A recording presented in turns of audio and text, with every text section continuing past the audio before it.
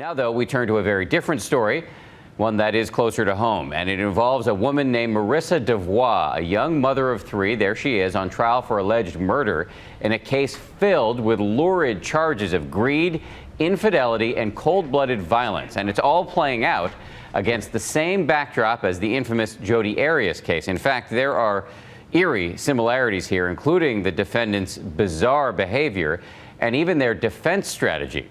So will it work this time? We welcome ABC's Ryan Smith to Nightline for this report for our series, Crime and Punishment. A gruesome crime, salacious details. So you began having sex the first day you met? Correct. It's like a twisted case of deja vu. Tonight in Arizona, in the very setting where the famous Jodi Arias murder trial unfolded, a jury is now mulling the case of another young woman with eerily similar circumstances. So how many times do you think you had it?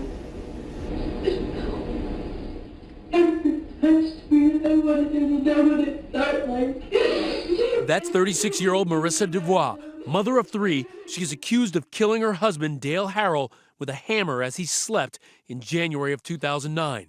She pleaded not guilty, claiming self-defense, snapping after years of physical and sexual abuse from her husband. It is almost the same defense claimed by Jodi Arias, convicted last year for stabbing, shooting, and slashing her longtime lover, Travis Alexander. The simple answer is that he attacked me, and I defended myself. He called me a bitch, and he kicked me in the ribs, and got on top of me and started choking me.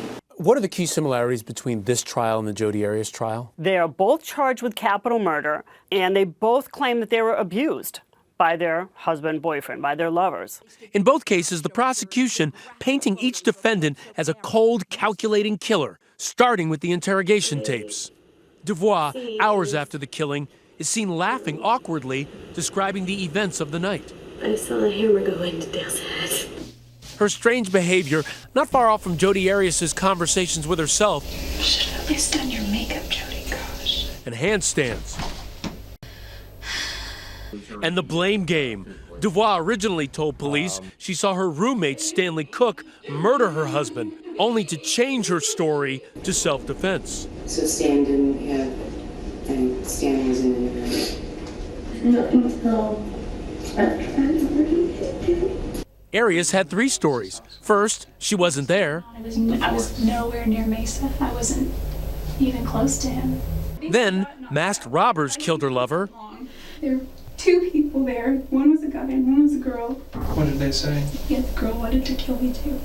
Before eventually asserting self-defense. Which story do you want to believe? And even that defense bears similarity between the two cases. Both women claim that they were victims of a pattern of abuse, a claim known as battered women's syndrome. But while Devois had a witness to the alleged abuse, her teenage daughter, Arias had no corroborating witnesses. The claim is a battered women's syndrome claim and also a PTSD claim. What are the parameters of this kind of defense? There was an expert who did say that she suffers from PTSD, and that is consistent with battered women's syndrome, somebody who has been repeatedly abused. We saw this in the Jodi Arias trial. If you're suffering from PTSD, you can allege, and maybe a jury will buy it, that, you've just kind of snapped. What did you yell before? Because you said you yelled sometimes.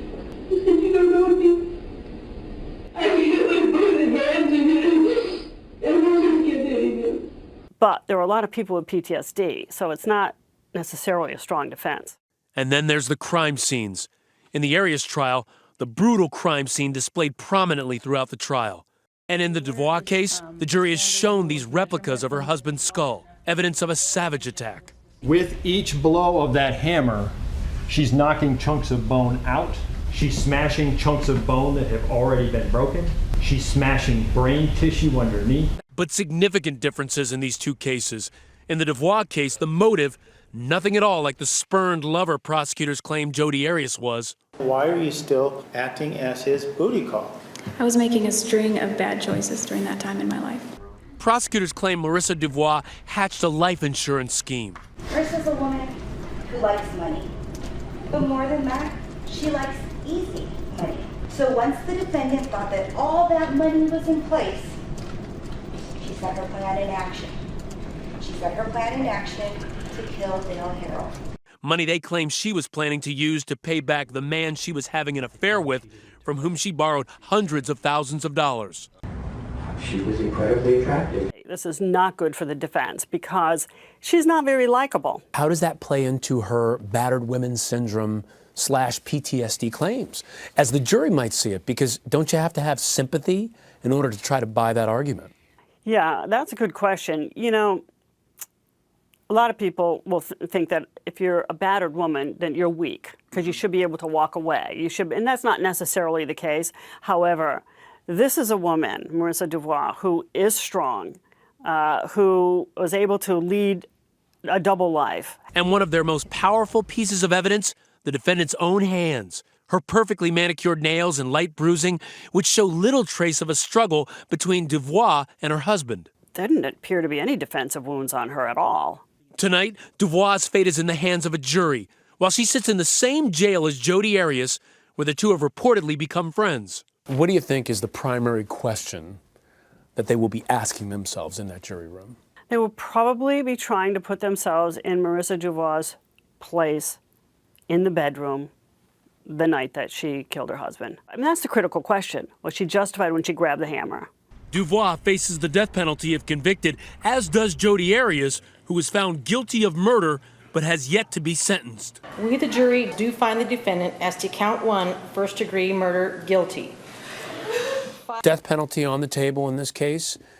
What do you think the possibility is that she will get the death penalty? Prosecutors don't seek death against women that often because when you look at who women primarily kill their children, their lovers, their husbands. They usually kill people they're emotionally tied to.